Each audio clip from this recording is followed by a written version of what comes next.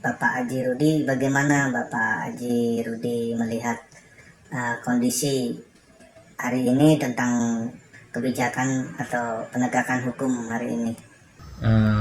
Menurut saya, penegakan hukum hari ini, masa pemerintahan yang sekarang ini, artinya sungguh aneh dan bin ajaib.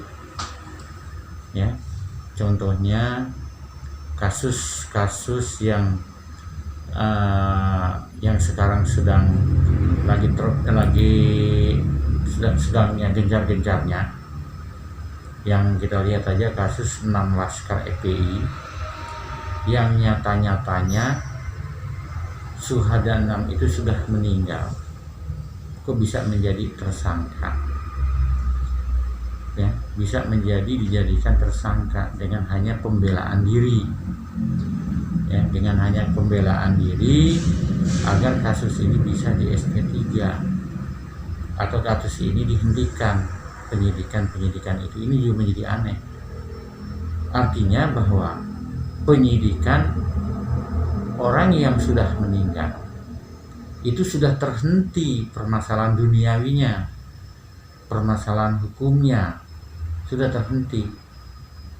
Artinya seandainya polisi juga ingin atau penyidik juga ingin menghentikan, kalau memang diduga 6 orang ini menjadi tersangka, ya kan bisa di SP3 tanpa lari ke kejaksaan, tanpa dilimpahkan ke kejaksaan dan kejaksaan melimpahkan ke pengadilan. Orang sudah meninggal kok di SP3 dijadikan tersangka. Orang sudah menjadi mayat menjadi tersangka. Nah, ini yang menjadi presiden buruk nantinya kalau sampai hal ini juga terlaksana adalah keputusan pengadilan, maka akan menjadi jurisprudensi, ya, akan menjadi jurisprudensi penegakan hukum di Indonesia. Orang yang telah meninggal menjadi tersangka, ini akan menjadi contoh nantinya. Jadi pada contoh daripada hukum di Indonesia, orang sudah meninggal menjadi tersangka. Gitu. Presiden buruk. Nah, satu lagi Pak Haji, terkait kebijakan Jokowi untuk meminta undang-undang ITE direvisi, itu menurut Pak Haji Rudi sebagai praktisi hukum bagaimana? Ya, kita lihat saja. Artinya di sini bahwa undang-undang ITE itu adanya menggunakan elektronik. Ya mungkin kenapa sih yang sudah ada sajalah, nggak usah dikutik-kutik lagi. Jadi membingungkan. Ada apa dengan adanya kebijakan yang perubahan undang-undang ITE? Yang itu kita telah sikapi. Ya. Apa ingin mengekang daripada orang-orang yang kritis, tokoh-tokoh yang kritis di Indonesia ini kita nggak tahu. Makanya yang sudah ada itu aja tetap dijalankan, jangan bongkar bangsa, bongkar pasar.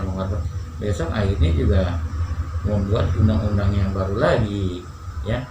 Artinya kita juga harus mewaspadai. Udah dari penegakan hukumnya, intinya di Indonesia ini era kepemimpinan sekarang ini adalah merupakan membingungkan kita. Apalagi masyarakat yang tidak paham hukum akan tambah lebih bingung, ya. Tambah lagi diutik lagi undang ITE baru beberapa ini dia dirubah lagi, akan ada kebijakan baru lagi itu. Jadi kepastian hukum jadi tidak ada kepastiannya, tidak ada kepastian, bongkar pasang, ya, bongkar pasang aja. Ya artinya ini tidak menguntungkan saya, ya saya bongkarlah, berarti supaya bisa menguntungkan saya. Itu jangan seperti itu kebijakan hukum itu, gitu, ya. Artinya bahwa kebijakan hukum itu harus benar-benar ditegakkan. Jangan hukum hanya tajam ke bawah, tumpul ke atas. Itu. Nah, sekarang kita juga di sini kadang meminta komitmen daripada Bapak Kapolri yang baru, ya. Bapak Kapolri sudah bagus langkah-langkahnya, mendekati NU, mendekati Muhammadiyah, mendekati ya tokoh-tokoh agama, itu sudah bagus langkahnya. Hanya jangan nanti Bapak Kapolri ini terbawa arus dengan anak buahnya yang ya sekarang ini presiden buruk nih. Kalau sampai terjadi sampai kenyataan ini artinya bahwa 6 laskar ini sampai disidangkan, sampai ini jurisprudensi yang sangat berbahaya bagi pemerintah kita, bagi penegakan hukum di Indonesia. Nanti sudah besar orang meninggal jadi tersangka, besar orang meninggal jadi tersangka. Jadi kenapa tidak di SP3 di kepolisian aja, di penyidikan? Kan sudah jelas. Artinya bahwa hukum ini pribadi seseorang. Kalau dia sudah meninggal, ngapain sih harus pakai dikirim berkas ke kejaksaan kan? Ya, kan cukup di SP3. Di SP3 di kepolisian. Kalau seandainya atau diduga 6 laskar ini adalah menjadi tersangka, seharusnya pada saat kejadian di kilometer 50 itu, polisi kan sebagai pelindung, pengayom masyarakat, ya kan? Tidak perlu kita harus menembak mati, dilumpuhkan saja, ya kan? Tidak perlu sampai ditembak mati.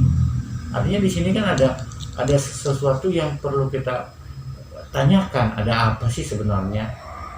Kecuali dia perampok, dia pembunuh, dia koruptor yang besar-besar, gitu. Ini kan tidak. Apa sih yang diberikan? Kalau dalam dibilang, situasi perang ya. Kalau dibilang situasinya misalkan laskar ini menunggu daripada kepolisian, laskar menunggu, dikatakan menunggu, ya kan? Kok cengeng bener sih laskar menunggu sampai ditembak mati? Jangan seperti itu. Dan lagi sampai saat ini si pelaku penembak saja tidak diekspos. Ya, harusnya diekspos dong pelaku penembak, misalnya si A, si B, si D itu dia ini kan. Jadi biar masyarakat menilai, masyarakat menentukan. Sekarang ini gampang sekali daripada pihak kepolisian itu atau oknum, baik itu oknum polisian, baik oknum brimob, gampang sekali untuk meletuskan pistol itu, gampang, mudah sekali. Seperti hal-hal yang pernah kejadian pada saya waktu itu, pada tanggal 13 Desember 2020. Ya. Itu harusnya selama dia tidak bertugas, ya, selama anggota tidak bertugas, senjata itu tidak boleh dibawa pulang. Senjata itu ditaruh di kesatuan, dikosongkan. Itu. Ini saya pernah kejadian. Saya pada diri saya sendiri loh. Iya, gimana Artinya Pak Haji? penegakan hukumnya ini kurang pas oleh anggota BRIMOB yang bernama itu Kaidin. Iya.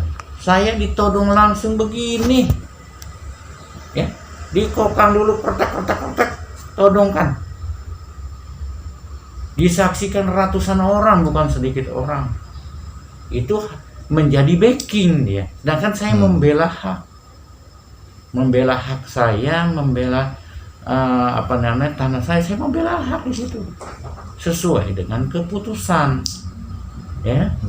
Dan bahkan saya bilang pada saat itu, apabila ada pihak-pihak yang kurang berkenan atas yang saya lakukan di lokasi tanah di tanah saya, pada saat saya bilang, silakan laporkan saya ke Polres atau ke Polda Metro atau ke Mabes Polri. Kita selesaikan secara hukum, bukan diselesaikan secara koboi. Ya, ini sekarang kan oknum ini kayak koboi, pistol ini langsung tembak jedar, orang ditodongin sampai ini kan begitu. Jangan seperti itu. Nah, sekarang saya minta kepada Kompolnas dan Kapolri agar oknum-oknum yang berlagak koboi, ya, yang menggunakan senjata seenaknya di luar jam dinas menjadi backing, ya, ditindak. Ya, artinya ditindak sesuai dengan disiplin daripada kepolisian, dan juga kepada dan Kobrimob pun juga mohon izin bahwa saya di sini adalah membela hak, dan anggota yang bernama Pak Idin adalah oknum Brimob yang menyalahgunakan wewenang, menggunakan senjata, menodongkan kepada saya, membuangkan peluru, dan menghantam orang lain yang sekarang laporannya ada di Polres Kota Depok yang ditangani oleh Reskrim ya. Jadi Reskrim Sus kalau nggak salah itu ditangani. Jadi di sini semoga bapak-bapak petinggi-petinggi kepolisian dan petinggi Brimob dalam hal ini dan Korbrimob ya, masukan masyarakat ini ya harus ditanggapi.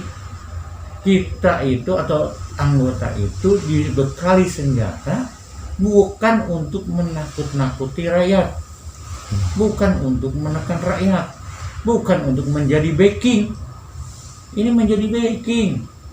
Ditodong kita, mau ditembak saya suruh tembak, nggak apa-apa. Kalau memang ajal saya sudah sampai, ya matilah saya, kan begitu, nggak masalah. Tapi dia nggak berani tembak, malah dia orang lain yang nah kenapa? Daripada penegakan hukumnya yang kurang pas di negara kita ini, penegak hukumannya yang pas, dan pada saat memberikan senjata pun mungkin pada saat tes psikologinya nggak pas.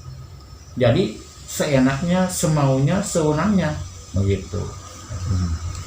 Oke, terakhir Pak Haji, bagaimana pesan Pak Haji terhadap Bapak Kapolri yang baru untuk langkah penegakan Ya, hukum? artinya langkah Bapak Kapolri ini sudah pas, sudah tepat. Habis dilantik beliau bersilaturahim kepada pemuka-pemuka agama, ya, para tokoh-tokoh masyarakat, tokoh-tokoh nasional, ya. Artinya bahwa ini sudah pas. Hanya mungkin di bawah-bawahnya ini yang belum pas. Artinya bahwa Bapak Kapolri agar bisa menegakkan hukum ini betul-betul sebagai panglima. Nah, hukum ini sebagai panglima, dan jangan sampai ada presiden buruk bahwa menjadi jurisprudensi untuk berikutnya. Kalau orang yang sudah meninggal, ya sudah harusnya di SP3 di kepolisian saja, tidak usah dikirim berkas ke kejaksaan dan lain sebagainya. Itu pun kalau diduga orang itu bersalah, laskar itu bersalah, kan kita belum tahu pembuktian. Artinya Pak Kapolri tetap berjalan sesuai dengan penegakan hukum yang betul-betul yang sesuai dengan beliau katakan, tajam, artinya tidak tajam ke bawah tapi tajam ke atas. Ya, beliau mengatakan pada beliau itu adalah bahwa penegakan hukum akan dibuat transparan dengan seadil-adilnya. Ya, artinya jangan hukum sampai ke bawah saja tajam, ke atasnya tumpul, tidak berjalan. Nah, itu beliau pada saat itu terjadi pada saat beliau mau tes di DPR RI seperti itu.